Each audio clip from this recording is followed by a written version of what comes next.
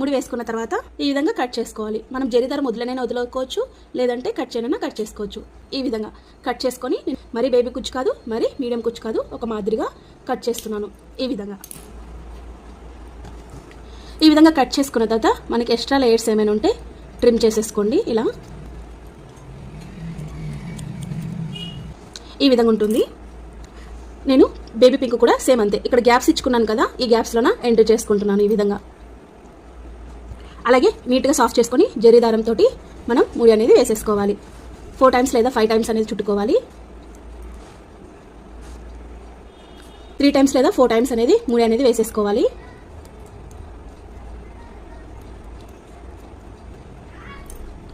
ఇక్కడికి కట్ చేస్తున్నాను. కట్ చేసిన వెంటనే మనము ఈ కుచ్చు కంటే ఈ కుచ్చు కొంచెం కిందికి తీసుకోవాలండి, ఎందుకంటే మనం ఇలా లాగి పట్టుకుంటాం కాబట్టి. సో అందుకే కొంచెం కిందికి కట్ చేస్తున్నాను. ఇలా మనకి ఓవరాల్గా డిజైన్ అనేది ఈ విధంగా వస్తుందన్నమాట.